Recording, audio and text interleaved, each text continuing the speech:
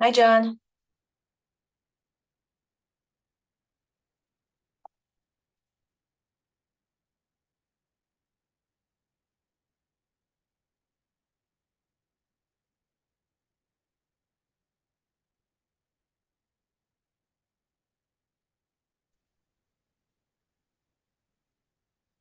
John, can you hear me?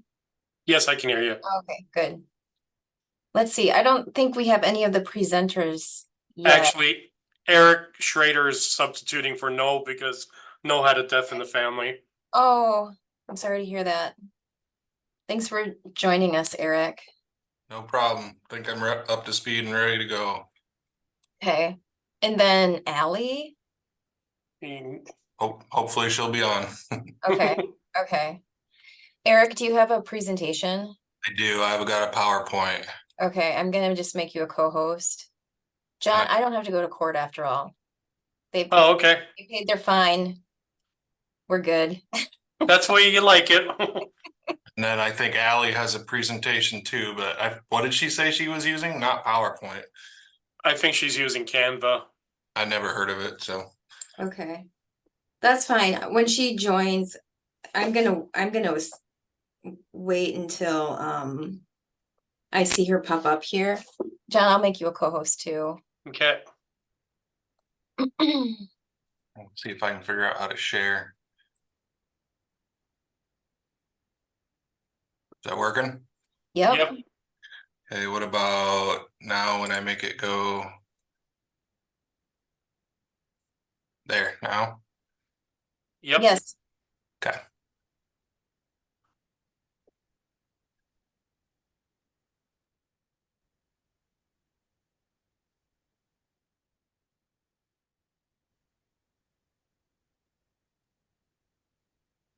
Actually, Eric, can you stop sharing Yep, until you're ready to bring it up? sure can. Thanks.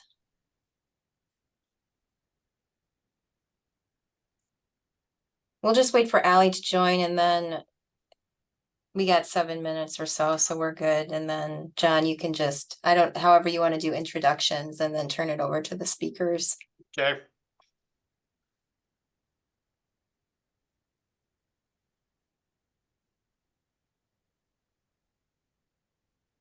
Let's hope that train hurries up and goes by and we don't have another one. Yeah, exactly.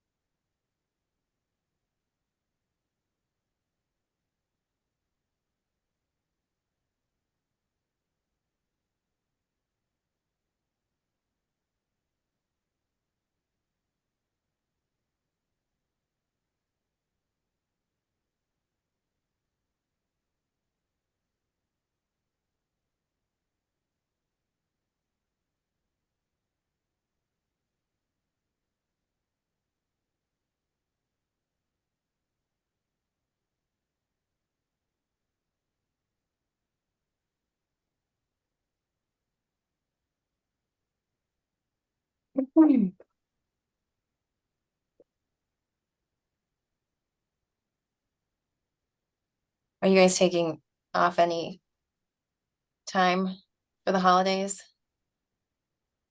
Yeah, actually, as soon as this is over, I'm on vacation to the second. That sounds great. I got tomorrow off, but that's it. What about, do you guys have what, Monday, Tuesday off? Yeah, Okay.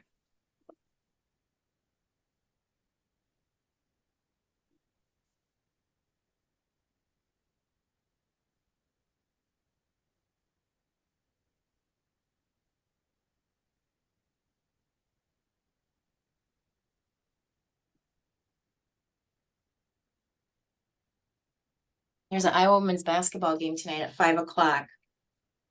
I'm gonna miss it. I'm gonna, For my what's kids that? basketball. My kid, eldest ninth graders got basketball games starting at 4:30 Oh, yeah. and varsity girls are after that and then the varsity boys after that. So Yeah, that's busy. otherwise I would catch it.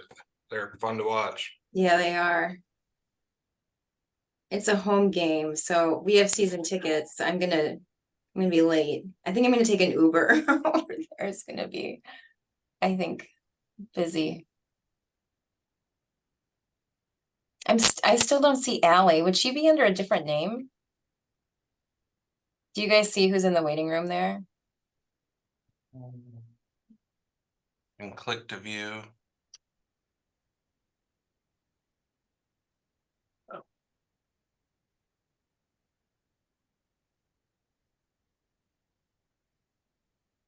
None of them really stand out to me. That would be a different name she'd be using. Okay.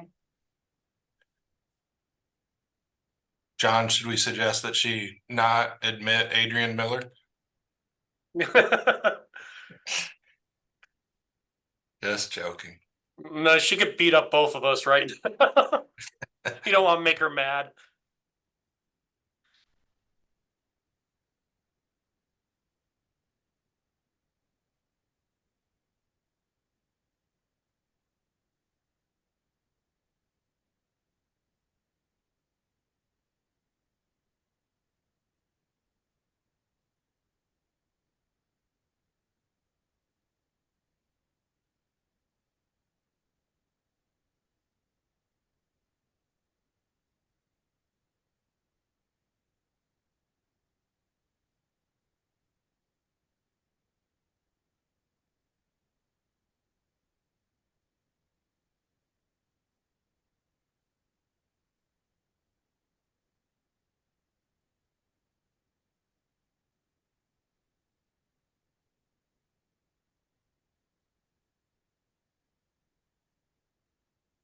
Well, let's give her a couple more minutes and then we'll let everyone in. Okay.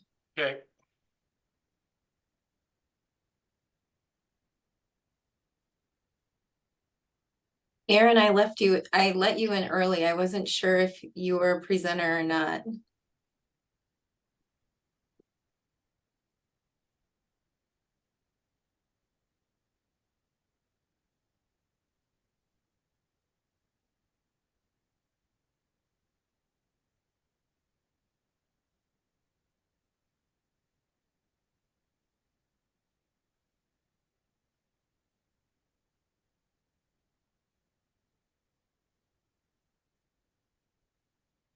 Allie's not with the city of Waterloo, is she? She's with a Nope. different organization. Yeah. Right. She just emailed. Yep, says she's getting on right now. Okay.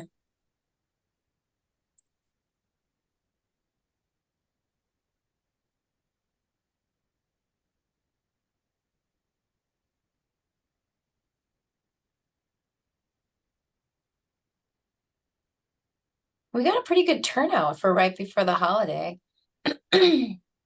Yeah, I wasn't sure what we would get with it being, a week that a lot of people are gone. Yeah.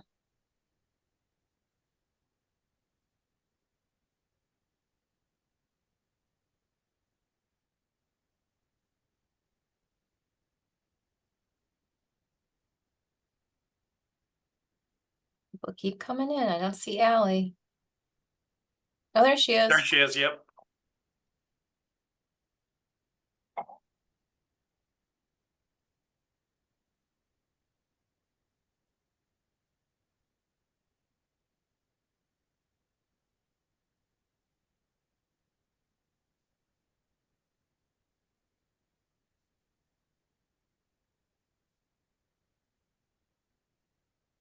Hi, Allie. Hi Thanks there. for joining us. You bet. You have a PowerPoint or some type of slideshow? Yes. Okay, I'm gonna just share my screen at a point if that's okay. perfect. We're just gonna start letting people in and then we'll get started shortly. Okay, great. John, I'll just let you take it from here. Okay. I'll let everyone in and then go ahead and start in a couple minutes.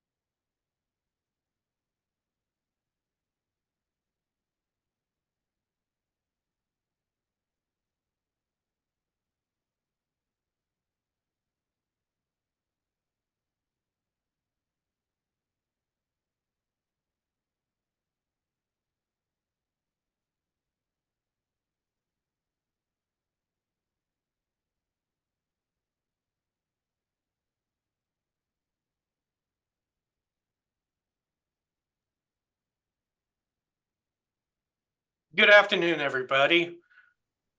Thank you for joining us for this final Planners on Tap for 2023. Today, we're going to be talking about housing, and we have two representatives here, one from the city of Waterloo, the other from Iowa Heartland Habitat for Humanity. Now, originally, Noah Anderson, who's the Community Planning and Development Director for the city of Waterloo, was going to be on here. Unfortunately, he had a death in the family, so he's being joined. Instead, it'll be his second in command, Eric Schrader, and we have Valley Parrish. Eric's been with the city of Waterloo since years and many years ago. A couple. Yeah, and has been city planner since Since 08? 2011. Okay, Or yeah, so eight. Geez, yeah. 2008. Allie has been the executive director of Iowa Heartland Habitat for Humanity since December 2013. She is past president of the board of directors of Habitat for Humanity of Iowa, the support organization for the statewide Habitat for Humanity affiliates, has served on multiple committees and advisory groups for the Habitat for Humanity International. She previously served on the Planning and Zoning Commission for the city of Waterloo and is currently serving on multiple neighborhood development coalitions in Walnut and Church rural neighborhoods in Waterloo. She and her husband Nathaniel live in Waterloo and have three daughters, Caitlin, Ireland, and Felicia, and a son-in-law, Mitch, and an adorable mini golden doodle, Murphy. So I'll hand it over to Eric. All right, as John indicated, my name's Eric Schrader. I'm the city planner for the city of Waterloo. And this presentation was prepared by Noel Anderson, but I will do my best. All right, I should be screen sharing. Hopefully you can see that now. So Noel had to start off with a couple of quotes. We're going to relentlessly chase perfection, knowing full well we will not catch it, but we are going to chase it because when we do, in the process, we will catch excellence. That's Vince Lombardi. And of course, Noel's a huge Packer fan, so it's not surprising he would have a Vince Lombardi quote in there. And injustice anywhere is a threat to justice everywhere, which is from Martin Luther King. So. Hey, Eric, this is Yeah. Ann. Can you, we don't see the full slide. Okay. Can you go maybe up to your display settings? I think you can swap it over to the slide view.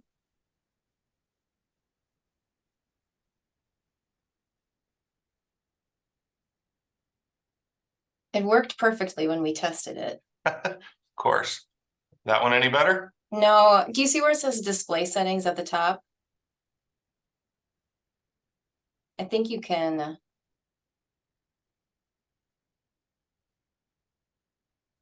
Swap. That's no better. Oh man. Try it one more time and there's an option to swap.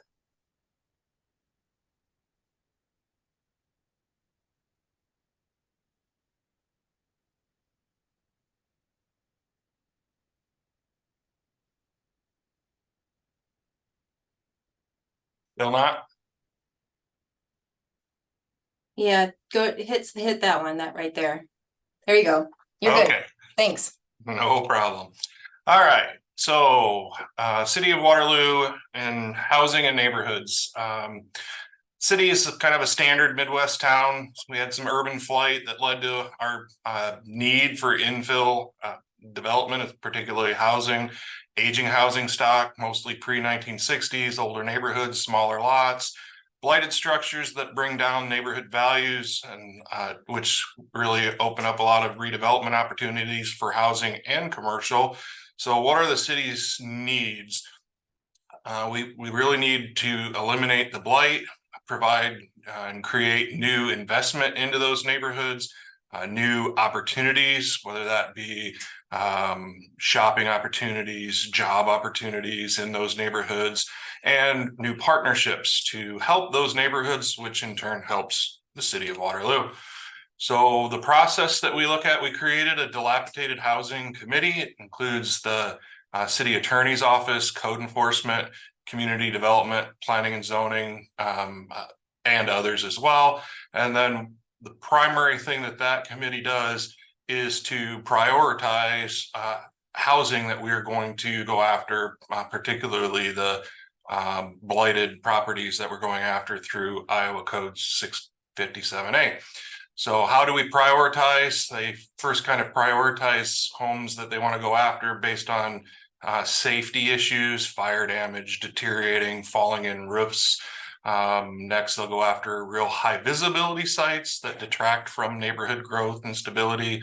We'll also look at return on investment, so locations where we can see good potential for additional, particularly private investment, we will go after. And then other factors like where a site may play into a larger land use planning role, it's not appropriate land use, meets other needs or goals of the cities, etc. So previously we would have gone to court to demolish a dilapidated house and then put a lien on the property. But the problem with this process is there's no one coming forward to buy such a lot due to the lien that we ended up putting on it. So it was all expense with no real potential gain. So then came forth 657A, which the city has kind of become a leader in using that statute. And it allows us to go after abandoned buildings that are vacant for at least 6 months. They're in deteriorating condition. They have a lack of utilities, maintenance, neglect, etc. So the city is able to file, go to court. The owners can fight it and have the option of trying to fix it up to keep the property. Or if they don't fight it or lose in court, then the property goes to the city when we obtain title free of liens, free of mortgages, etc. And the city now has the options for what to do with the property. So what are those options? We can issue a request for proposals to try and save the structure through rehabilitation. We've sold over 10 properties in this method to get homes rehabilitated. We can work with a developer to demolish the property and build a new structure on there. We've sold at least 3 properties that way where an infill development for commercial structures have gone up where it was previously a house. We can demolish the structures ourselves and then work towards getting the site redeveloped with infill. We've had over 39 properties that we've sold for infill projects. At least 33 of those have resulted in over 142 new housing units. It's about 21.3 million in taxable value. And 6 of the properties were commercial development that included 8 different buildings at about a $2.1 million value. So depending on location and size of a property that we get through this process, the city will work towards housing infill or commercial infill. Both create positive infill options for the community and help rejuvenate the areas they're located in. So it's a positive. City of Waterloo worked in partnership with the state of Iowa for changes to the 657A code to add commercial buildings to the abandoned buildings category. Before that, only homes qualified, and they amended the code that allows commercial to now be obtained through that process as well. This helped for redevelopment of the former Greyhound racetrack site as one example. We didn't actually file 657A on it, but after that code change, we were able to threaten it, which was enough to get the process rolling, and that site's now demolished and in the works for redevelopment. So looking at the numbers, the city has title to over 220 lots that were obtained over the past 15 years through this process. City demolishes an average of about 10 to 12 homes or other buildings per year. There's been 73 over just the last 6 years alone. City's rehabilitated over 10 homes through that process. It's worked for new construction on the lots with over 142 new homes and 8 new businesses infilled on all of the various lots. Infill construction or rehabilitation of a home can also lead to further private investment by other homeowners or other programs we can use to supplement our efforts. So the city has also worked in partnership with the neighborhood stabilization program for the construction and rehabilitation of 6 homes in the 8th Street and Lafayette Street area. We use floodplain recovery funding for construction of 5 new homes on East 8th Street. We used brownfield funding for acquisitions and redevelopment that resulted in 60 new multifamily units in the Sycamore and East 8th Street area as well. There's been multiple sites that we've partnered with the Waterloo schools and used some of those noted funding sources. And some of the different sites have included the Monroe and Madison school property, where we got 9 new homes built, the former Irving school site, which Habitat for Humanity was the developer and built 14 new homes, former Lincoln school site, where John Roof developed 13 new homes, the former Van Eaton school site, where we had 5 homes built, and the former Edison school site, where we partnered with the developer Panther Homes, and there's a new 2.2 acre park and 32 new homes being built. They've got about 4 already sold and 16 under construction. So it's been a good development. So looking at our costs associated with the 657A program, it's a process that's coordinated effort between planning, legal. The legal process is conducted by the city attorney's office with help from the other departments. And the cost for filing is only $300 to $500. It can vary a little bit, but the cost of getting through the court process is relatively minimal. There is, of course, staff time from all of the staff involved, and we don't separately track that. Demolitions, assuming a property ends up having to be demolished as opposed to rehabilitated, demolitions average just between 10 to 20,000 per home. It varies quite a bit based on the size of the home and the amount of asbestos that it might have. Funds for demolition primarily come from bond funds, money we bond for nuisance abatement, or if a property is in a tax increment finance district or TIF district, we'll use funds from that one. On average, the city spends about $150,000 per year for these lots. There's currently around 220 of them just to mow them, as well as snow removal for those that have a public sidewalk along them. So funds for this maintenance is just budgeted into our general fund account, but that's definitely something to take into consideration. If you can't get the lots turned around and redeveloped quick enough, they can pile up, and they do have some maintenance that comes with them. Other funding sources, the city has worked in the past to obtain funds depending on the project. We've had funds from EDI, the Chamberlain site was one that used that. We get private developers to kick in money as part of the redevelopment of sites. And we've received help from the DNR on several projects for asbestos removal funds. So demolition, why does it take so long? That's really one of the most common things that we hear and get complaints about, is how long it takes for some of these dilapidated homes to get taken care of. So there's a lot of factors. Sometimes it takes quite a while for the city to get them get possession of it. And one example is the St. Mary's Church and School site, which was sold by the Catholic schools to a private developer. That developer failed to do any of the improvements he was planning or to do any maintenance to the building, and the building fell into disrepair. So once staff became aware of the deteriorating condition, it had a falling in roof, falling in floors, mold, etc. The city then filed 657A to try and obtain the property to get it the blight cleared up, but court ensued with the developer counterfiling against the city on a couple of different charges that were quite interesting.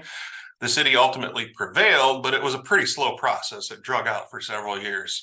After the city obtained title, we worked with several contractors to assess fixing it up, but unfortunately it was deemed infeasible for rehabilitation. And like I said, this process was pretty slow. It took several years, and we're finally at that point now where we're going to move forward with demolition. So once we are at the demolition stage for any building, the city must conduct asbestos testing. We prepare bid specs and put it out for bid. Bid process takes a couple of months, resulting in council approval of a contract. Then they do the asbestos testing. They take samples. They send it to the laboratory to determine if there is asbestos present, where and how much. After that's completed, they prepare an asbestos report, and then we can go out to bid for the asbestos abatement. Again, a couple-month process resulting in council approval of a contract. And after the asbestos removal is complete, which is weather dependent because they cannot typically remove, they have to wet down the material or it could potentially become friable and considered an airborne risk. So, and most of these structures have no power. So usually we can't do much asbestos abatement when we're in freezing temperatures. So that can slow us down too. But once we have it abated, then we're ready to put together specs and go out to bid on the demolition, council award. And while we all want to see the buildings demolished as quickly as possible, we tend to get better bids when we allow more time as part of the demolition contract to let the contractor demolish it. So all in all, it can be a fairly slow process. Another significant factor impacting demolition is costs. So we talked about the St. Mary's Church and School site as an example, and it's estimated that it'll cost around 1 million for all costs to remove asbestos and demolish it. It's a very big site, has a lot of asbestos, has a 20-foot deep basement, all kinds of issues. So the city has to budget for demolitions and move forward with demolitions based on available funding. So that can affect the timeline of demo too. City has several other larger industrial buildings it has acquired or is acquiring to get them cleaned up, to improve neighborhoods, to make sites available for new development, create jobs, increase tax base. This is all factored in for determining the redevelopment priorities, but given the large amount of costs that can be associated with these larger commercial and industrial buildings, that impacts the timeline for demolitions as well. So why do we do it? Number one, neighborhood cleanup. City is made up of people, of neighborhoods. Homes and businesses are typically people's largest single investment in their lives. The city wants to continue to improve neighborhoods, keep public and private investment partnerships strong. Two, many of the homes and buildings we acquire are truly abandoned. There's no one else working to improve them. While the argument of going after those owners, many of which would be out-of-state owners, to try and recoup costs might be a discussion point, it's usually not feasible as we go back to placing liens on the properties with no real potential for the redevelopment of the site.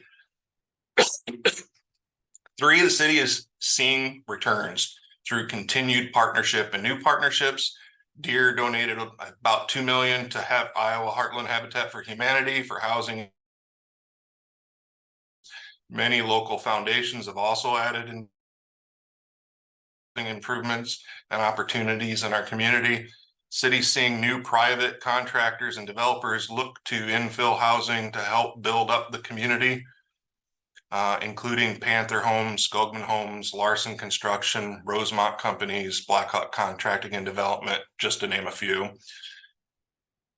For construction is a major industry in the region. Housing is needed. Combining the two is a key to growing our community. City was able to do this with a partnership with Hawkeye Community College to help train students to build new homes on infill lots. This resulted in 3 new homes along Newell Street, 1 new home on Johnson Street, and 5 more are coming on Williston Field, which is also a former school property. And then lastly, 5, economic development. Housing is economic development. Economic development is dependent upon housing to attract a growing workforce, to have workers, shoppers, customers, traffic, etc. in the community. Our goal is to create a community to live, work, and play. So without change, there would be no butterflies. Elevate housing. This is part of the City of Waterloo's 2030 vision plan. One of the priorities is elevate housing, which is to work to elevate the level of housing development in the City of Waterloo, specifically by adding 800 new units and rehabilitating 800 new units within an 8-year period. This last fiscal year, we had 245 new housing units that got permits. And this last fiscal year, we had 291 residential remodel permits that were taken out. So we're well on our way to that goal. We are adding another rental inspector position. This will give us 2 full-time and 2 part-time rental safety inspectors to help ensure we have safe and secure housing options in the city for our estimated 10,500 rental units that we have. We have an infill program for housing in older subdivisions of at least 20 years old and built up neighborhoods. This is smart growth land use for housing, as it helps put new or rehabilitated housing into older neighborhoods where infrastructure already exists. This helps stabilize neighborhoods and works to increase development options in all areas of the community. And then we are creating new flexible zoning districts to allow for all types of housing. As we have all seen housing costs go up, the city wants to ensure differing housing options exist for differing levels of income, differing housing styles, and new and innovative ways to see what's referred to as a cool community.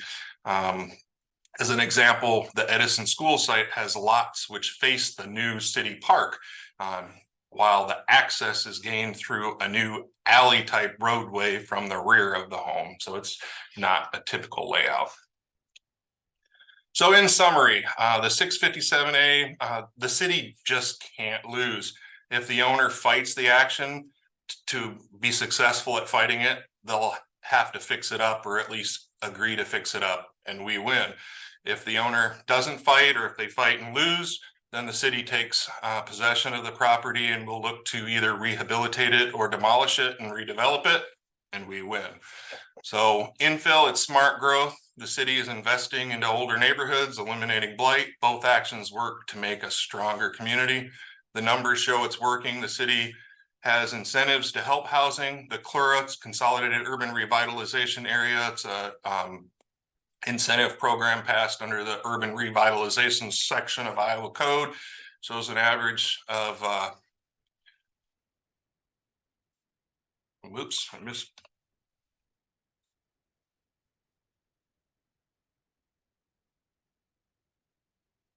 Got it off the screen there. Have an average of over 25 units built each year since that was approved back in 2011. City has sold over 40 lots now, of which many of these were partnered through the Waterloo Community Schools, ensuring former school sites resulted in positive sources of new housing infill. And the city as a whole has just hit its 10th straight year of over 100 million in total permit valuation, averaging 138.76 million per year over the last 5 years alone. So housing is economic development, and economic development needs housing. So how do we accomplish all this? Organization, teamwork, work smarter, not harder, and utilizing our resources and our partners, which include Iowa Heartland Habitat for Humanity, John Deere, Waterloo Schools, Hawkeye Community College, just to name a couple of critical ones. So with that, I will turn it over to Allie. Thanks, Eric. I'm gonna share my screen as well.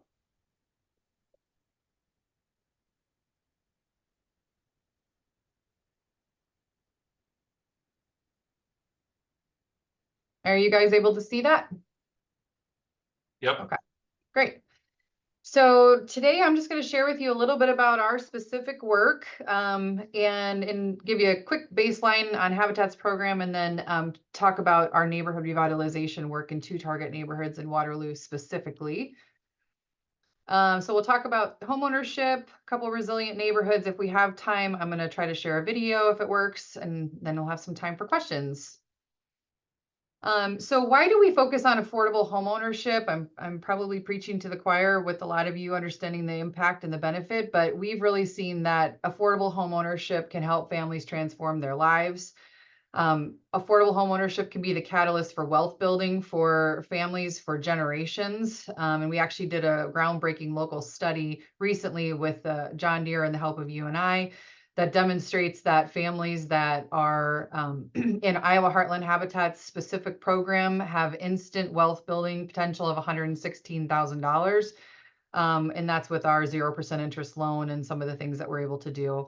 But homeownership also leads to better test scores and higher rates of high school graduation and college attendance in children who are raised in Habitat homes. Homeownership also promotes civic and social engagement. So when we have more homeowners in neighborhoods, obviously, those homeowners are going to be more apt to get involved in things in the community, pay attention to city council and other civic things, get involved in their neighborhood associations. You know, they're going to be more invested. And then our research has shown that affordable homeownership really improves physical and mental health, life satisfaction, and overall well-being. With Habitat's programs and our homeownership program in particular, we are a hand up, not a hand out. So we do not give away houses, which is a common misconception for Habitat's programs. But we do sell the homes at a low to no interest affordable mortgage. The closing costs are paid by our home buyers. We do require 300 hours of sweat equity as the buyer's down payment for their loan. And then their mortgages are typically 20 to 30 years and include those mortgage payments each month include their escrow. So they're paying property taxes just like every other homeowner in our community. And what we do to make sure that those homes are affordable is we just ensure that their mortgage payment, including escrow, does not exceed 29% of the family's gross income. So that's really the game changer there, is to make sure that that house stays affordable and that family has enough leftover resources to, pay for childcare and food and grocery and medical and all that kind of stuff that they need to live. So our program, our families have to demonstrate 3 things. So they have to demonstrate need, and the ability to pay, and also the willingness to partner. So we work with Iowa Heartland Habitat works with families that have incomes that fall between 30 and 80% AMI, and our target there is up to 60% AMI, but we do serve families up to 80%. And we also work with families that are, we can work with single persons or married couples. We can work with families with or without children, any age. Also a common misconception is that we only work with, single mothers or something like that. That's just not true. So we work with anyone. And then we do consider the family's debt to income ratio. We do look at a credit report, although we don't require a credit score of a certain level. And we are looking for continual employment that demonstrates the family is able to pay for their home. So with the sweat equity, so they do contribute those 300 hours of sweat equity. So they start by actually helping to build another family's home before they ever even get to talk about their own home build. Once they've put in 100 hours, either through building another family's home or helping out at the restore or their home buyer education, then we start to talk to them about their own home build. And then they do the final 200 hours after they've chosen their site or their rehab. And then we do provide extensive home buyer education classes. So we do multiple personal finance classes, couple home maintenance classes, and both interior and exterior home maintenance. We do have an energy efficiency class, a good neighboring class, career counseling, estate planning, mortgage and insurance classes. And then we've just launched a new foundations class, which is kind of a holistic look at the people as a whole that are now transitioning from rental to home ownership and making sure that they're just making good decisions in their lives. But all of this leads to a really high success rate. And these are Iowa Heartland Habitat for Humanity specific numbers. So you might see other habitats in other communities and they might have different numbers than these. But we have a great success rate here in the local community. So ours is better than a 96% success rate in our program. We've worked with over 200 buyers in 33 years and have had less than 4% go to foreclosure in that time period. And we still have 85% of our habitat buyers in their original homes today. So just a low percentage have gone to foreclosure, but the others have just either moved out of the area for a job change, or maybe they've actually just increased their family size and now they've bought a better house down the road or what have you. So it's a really successful program overall. But mostly we're here today to talk about the resilient neighborhoods part of our core focus, and the ultimate outcome. I know the picture is a little bit grainy, but you can probably see that. But this is just a visual representation of asset-based community development, neighborhood revitalization kind of in action, where the ultimate outcome is that improved quality of life. So what's different about this approach, and this is the approach we're taking in the 2 target neighborhoods in Waterloo, is that if you'll see in the center there, it really starts with the gifts, dreams, and concerns of the people that are living in the neighborhoods. That's the residents, the community associations, and other partners. So you're starting in the middle and you're building out toward the blue. And the idea is in those green arches that you're trying to start with the people there, building a sense of community, getting the folks and the associations and the partners identifying with the neighborhood, feeling connected, supporting one another. Then you're moving on to that social cohesion, where it's the willingness and competency of residents and associations of partners to kind of work together cooperatively. And in a neighborhood that's blighted and disinvested and maybe having difficulty and suffering and is not resilient, a lot of that social cohesion, that sense of community is lacking a lot of times. So we want to start there. And then out of there, you move to that collective action where folks can come together and, advocate together for things. And then just work together to drive the ongoing work in the neighborhood. So from there, when all of that's kind of working well, then they can start to identify things that are actually missing in that outer rung, those sector outcomes in their neighborhood. And that's when they start to identify they're missing, economic opportunities or education or housing, safety, transportation, health, and other amenities. So today we are helping to convene 2 coalitions and multiple partners in 2 target neighborhoods in Waterloo. So the first one there on the left is being the Walnut neighborhood, which is just north of downtown Waterloo on the north side, so north of Franklin Street there. So it's about 17 square blocks in average, and then to the right side there, you'll see the Church Row neighborhood, which is on the south side of downtown Waterloo and southwest, and that one is 1,400 or so properties and about 6.5 times the geographic size of Walnut. So the colored properties on these maps, you won't be able to see very well, but that shows current work that's being done or has been done already in the housing realm in the neighborhoods. So one of the ideas that we found with the Walnut neighborhood work is that when you can concentrate things in such a small area, that it starts to have a much bigger impact more quickly. So you'll see on the Church Row side, there's the blue that's kind of popping, and we're starting to try to concentrate some of the housing redevelopment in specific targeted areas within the neighborhood, and also scattering kind of throughout as well, with the orange being those critical home repairs for owner-occupied homes. So I did have a video. I'm going to try to play it quick. I think we'll be okay on time. It's about 10 minutes. So if it does, we don't have sound, we'll move on, but we're going to give it a shot. Can you hear it? I remember somebody describing it as kind of a skeleton neighborhood was Yes. what was Yes. and that kind of broke my heart a little bit. You think we could do something with this? Well, if you think I think we can do something, I think it's gonna be a lot of work. The neighborhood revitalization work that is happening in Walnut is not a habitat thing. Residents of Walnut cared about their community. And when they knew they had a housing need, they invited us in. Iowa Heartland Habitat for Humanity really ended up being an answer to prayer. That's who they are to us.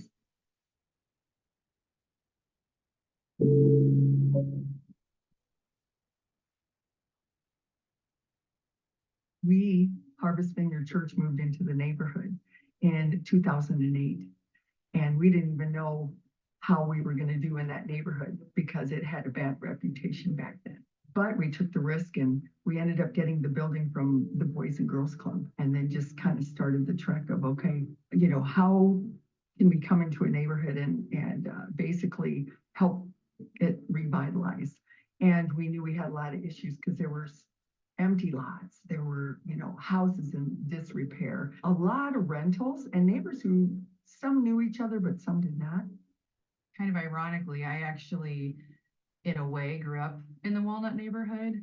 The church that I went to and the school that I went to, it was located where CBS is now in the neighborhood. And so I remember coming into the Walnut neighborhood every single day and having a completely different perspective than I have now. I just remember driving through the neighborhood and feeling like, wow, this is not the neighborhood that I remembered from when I was a child, that there was just so much vacant land and you just could feel the houses that had been torn down in a way and how much that hurt the people that were still there. In 2016, Laura Hoy and I decided, what if we gather all the neighbors together and just ask them, what's the good things you see about our neighborhood?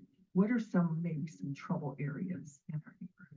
And how do you envision the neighborhood? In that meeting, Allie Parrish showed up from Habitat for Humanity. I think Laura just got to know her, and she ended up showing up along with some city officials.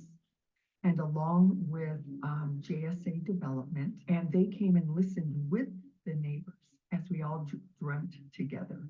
And we realized that housing became number one on the list. People were concerned about housing and the lots, the empty lots and disrepairs of things. So out of that meeting, we formed this coalition, and we slowly have been working on developing the strategy for how to go about doing it. And thank God for Habitat. She caught the vision of the idea of holistic neighborhood development, right? That we are whole people. Really, when you think about the needs, it's so much more than housing, right? There's just the needs of a whole person and a whole community. It was exciting to be invited to attend the meetings that they had in August of 16. I got to know the people first. So Judy and Laura and some of the people that have been involved in what was happening in the neighborhood. And that was really inspiring to me. You just felt something was happening there that was important. The moment I knew that something was going on in that neighborhood is when older guy lived across the street. We've been working a while there, and he came by and talked to me and said, "What are you guys doing here?" Told him. He just sat there and shook his head and he said, "Well, don't worry, we got your back." People just are looking out for each other, including us. I like the idea of like a boulder, kind of push a boulder. The way, the reason I like it, it's almost, I would say the incline at which you're trying to push is based on the perception of the neighborhood that you're working in.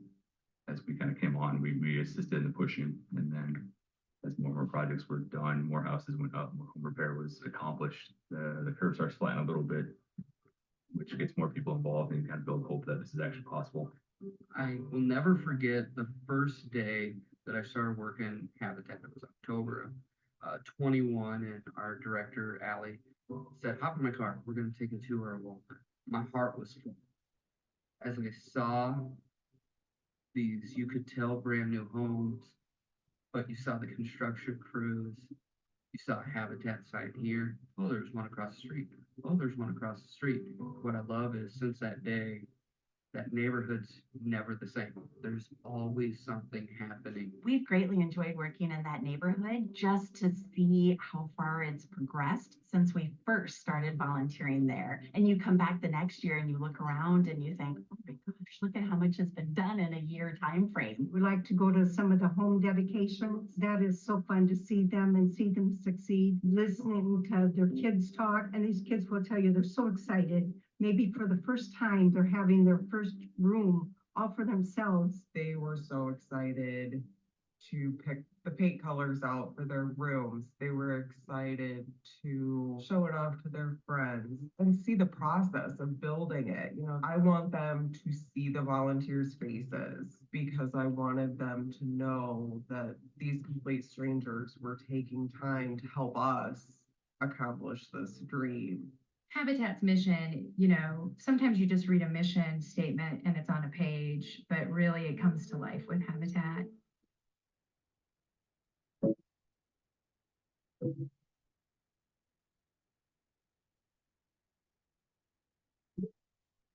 And my grandpa passed away, it really pushed me to want a home for me and my kids because that was my safe place. And so then it got taken away. So I feel like they need a safe place that they can know that they can always come back to. When I first came to Habitat, I was on the waiting list for like 3 years almost. So I called, and when they told me like I got accepted into the program, it was life changing. Like I cried, me and my daughter cried. It was just so much like joy because this is a blessing, and whether people know it or not, like it definitely pushes you. It helps you grow a lot. Neighborhood revitalization thrives and survives off of collaboration. If it be the neighborhood association, bringing in city people, bringing in neighbors, if it's House of Hope, if it's Hawkeye We Build program, AmeriCorps members, our NAS builders. Have collaborative partners like other housing developers like JSA, like the City of Waterloo, like our funding partners in Otto Schweitz and Blackhawk County Gaming Association, to have partners like Hawkeye, Community College, churches, other businesses, the neighborhood itself, all coming together toward a common goal and mission and vision for this neighborhood has been transformative. I truly think we're at the point where our work's gonna continue, maybe in a company with other people buying into the process on a bigger scale. You know, it's got great potential to be, I believe, one of the best neighborhoods in Waterloo. Habitat and the Neighborhood Association have stood in the gap and said, no more decline. We're gonna go the other way. And that is extremely habit-forming. The contagiousness of what's happening and spreading, you know, that's really the exciting possibility there. As I look to the future, I really think that we're going to be investing in the Walnut neighborhood for several years yet to come. Once we feel like we've made significant progress on the housing side of things, there are other things to consider. So, you know, hearing the residents talk about the need for a potential park down the road, or the commercial corridors that surround the neighborhood, making sure that they're vibrant and strong. We're looking at a holistic approach every step of the way. And you really can't make this work move too quickly. It just takes time, and ensuring that there are partners for the long haul is really key and important to this neighborhood transforming. I just can't wait to be there, to get the feel of it. The people around me, I think in the neighborhood is really gonna be fun to be around. So my next chapter is like the home, the career, the better future, and hoping that my kids just be better than I am.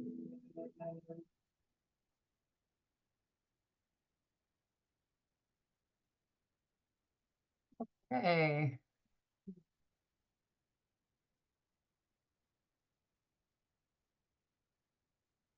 Okay. I assume you can hear me again. So it's always just fun to share a little video of seeing it more in action, I guess, than just hearing it on the slides and everything. But really going back to that idea of the asset-based community development. So it's just a very different approach than what a lot of communities kind of end up doing, which is just, let's just go take care of this or that without thinking on how we do it or how we involve the people that live there. And considering the things that are good. So asset-based development really starts with those local strengths first. So thinking of the local strengths as the building blocks of that sustainable and kind of long-term development. So it's, you know, keying into the strengths, whether it's the people that live there or the historic structures that are still standing, or you know, a school nearby or whatever it may be, like really doing that asset mapping and thinking about what's strong and what's good. One of the things too that's really important with this development is reversing those disparities. So, you know, you see a lot of neighborhoods that are in this state that are the ones that were historically redlined or suffered challenges over the years for many reasons. And so when we do this work, we really have an opportunity to reverse those neighborhood and economic and housing disparities across the board. And then it's focused on planning. So it really strengthens the neighborhood through that resident-driven planning process. So we don't just have a whole bunch of outsiders making decisions about what's good for a neighborhood, but we rather are working with the people that are living there and having them be a part of that and really inviting partners to the table.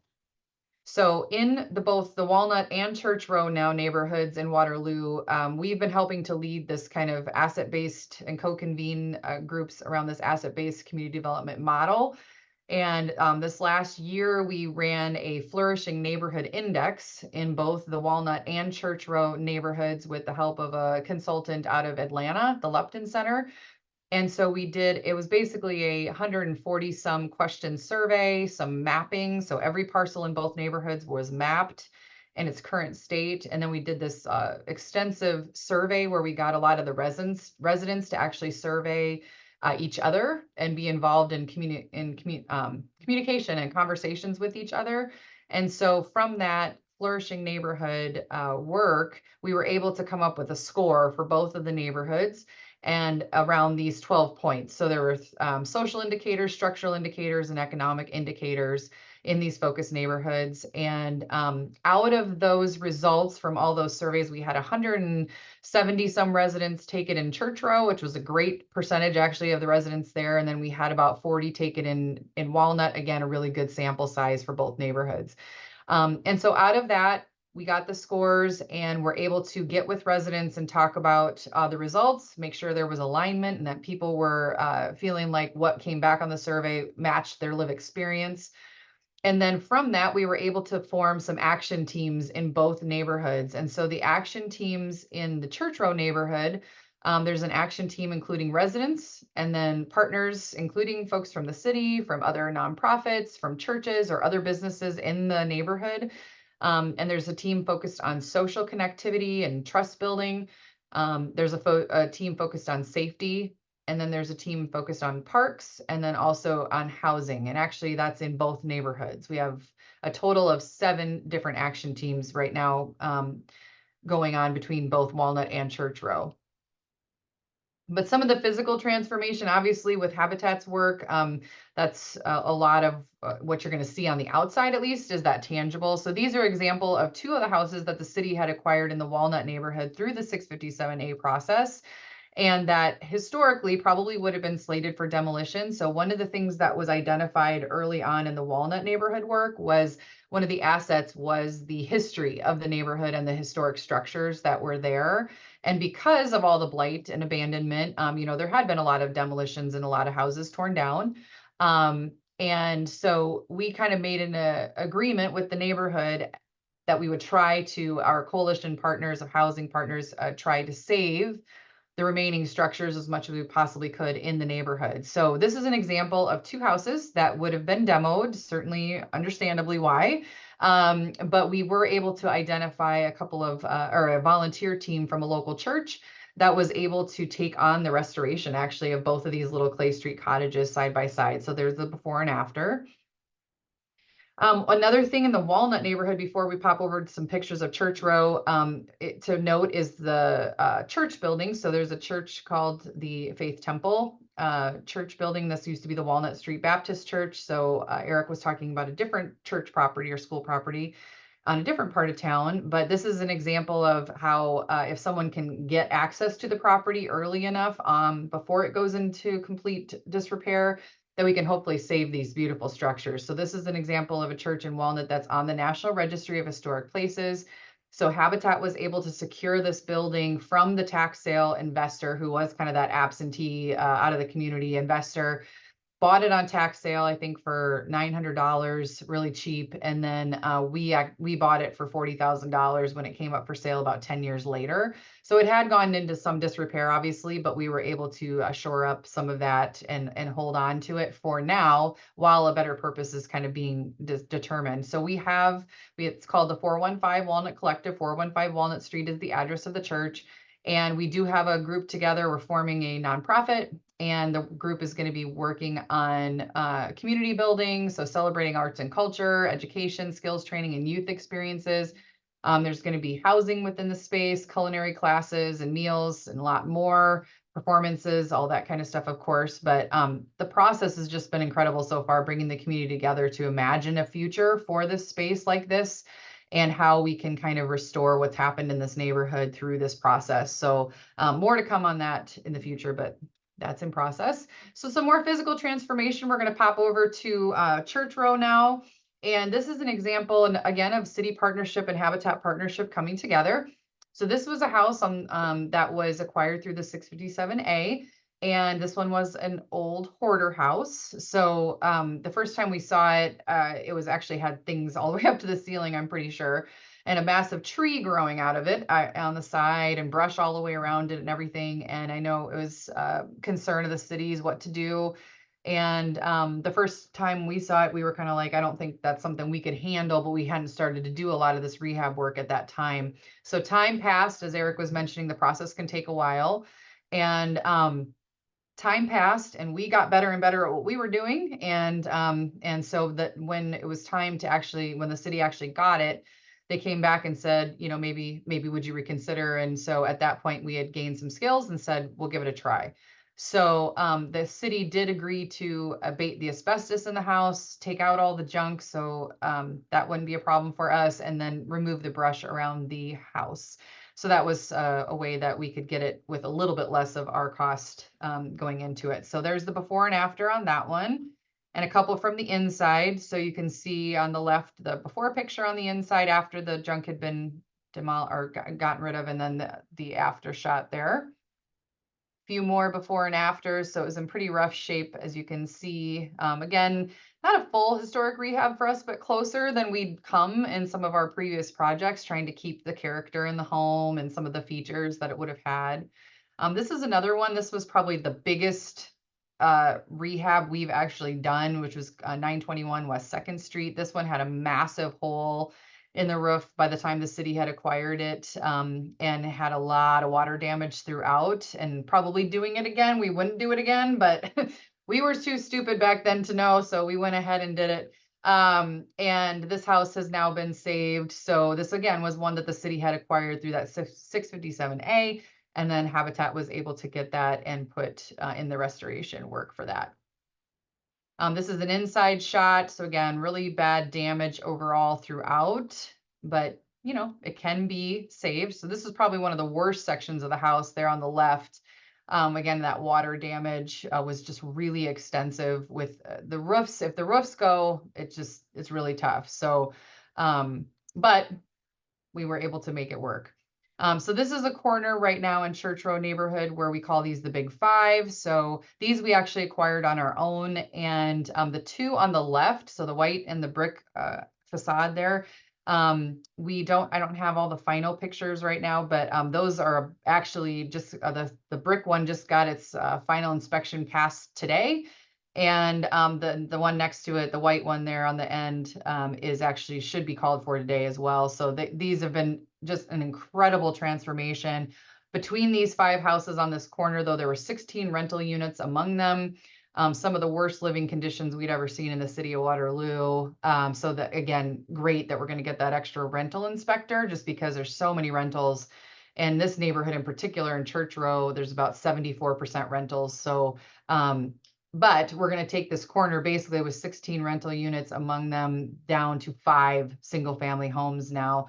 And that one, the brick and the white one there, we're going to try to sell them at our cost and just sell them outright. So this is kind of where we're getting a little bit more into the neighborhood revitalization side, where 3 of these houses, so the 3 on the left there, Habitat's going to rehab and then sell outright just to market rate, to just try to mixed income approach in the neighborhood. And then the 2 on the right side there, we will sell to our Habitat families. So just not to have only affordable housing on the block, you know, just to kind of mix that up. So, but the 2 on the left there, far left, we're expecting to list for about 275 and 270. So again, a pretty significant increase. We bought these 5 houses for $49,000 each. So if we can start to sell those and see that market turn around, I think that's just going to be better for obviously everybody. So this is the blue one that was on the right side there. Again, we've also improved our processes. We're starting to work with an agency called Cycle Design Studio out of Des Moines, actually, who is able to take our Matterport scans and get floor plans drawn up. And then by the time they go through it and reorganize everything, then we end up with a full set of plans for these rehabs, which is huge for us because in the beginning we were winging it, honestly. So this has been a great partnership. And then this is an example of the inside of that 404 Allen, the one that is actually just past final inspection today. So again, this was after just a little bit of asbestos testing and removal, but this was about the condition that the family was kind of living in there. So really dire, but I wish I had the after for you, but it's literally just wrapped up and you'll have to come to Waterloo and see it in person. But it's been a huge transformation. So it's just been a great thing to be a part of. And honestly, we're so lucky to be doing this work. So just thank you. And I don't know what's next, but I think we would take questions. I'll stop sharing. Thank you, Allie, and thank you, Eric. We only have a couple minutes for questions, so if anybody has any. This is Kirk Lehman in Iowa City. Thanks for your presentation, guys. I had a question for Eric, which was the win-win situation of this is that either the property owner is forced to clean it up or you take possession of it and clean it up for them. Have you seen many properties that you started this process where the property owners have actually gone through the process of fixing up their properties? Yes, I would say that there's more of them. If we file 650, so first off, we typically don't file 657A unless we're sure we can get it. And so most of those, they either don't fight it or they loosely fight it and we win it and get it. But there have been some that fight it and step up. I mean, and if they say they're going to fix it up, the judge, it's their home, the judge will give them some leniency, but he'll do so with giving them a time frame to do that.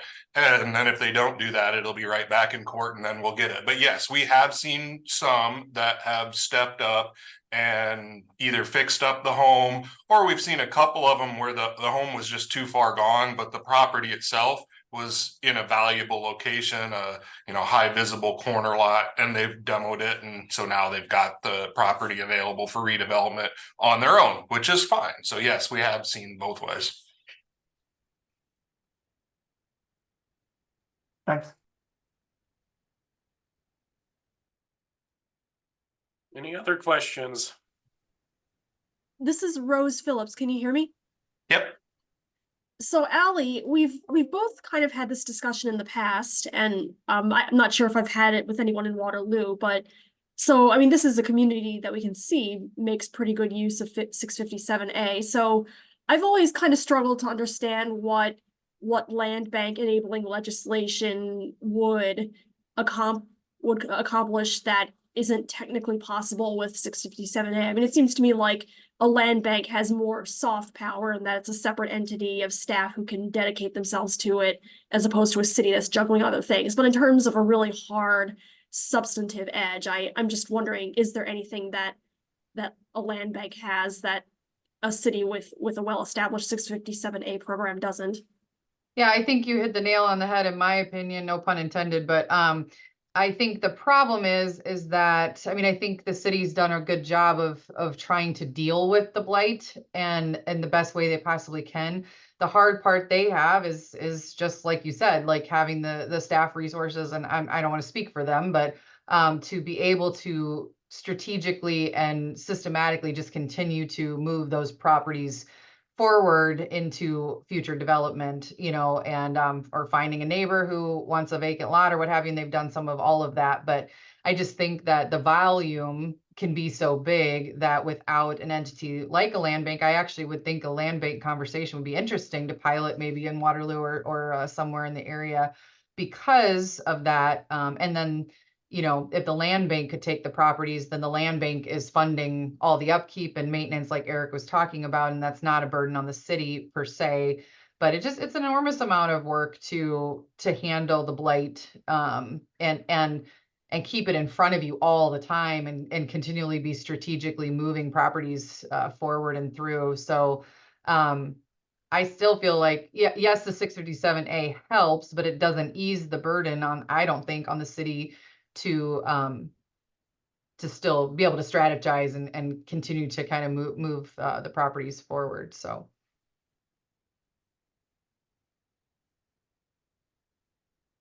Well, thank you for that. I want to thank both of our presenters for all their hard work and getting ready for this and doing it.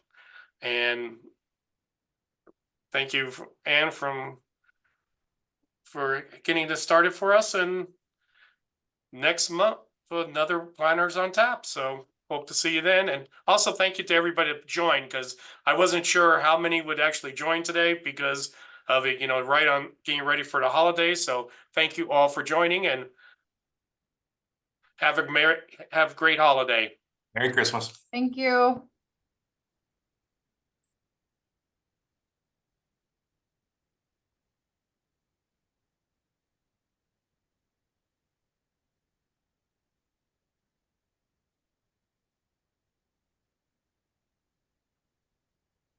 Allie, John, and Eric, thank you so much. Yep. Thank you. Thank Merry you. Christmas.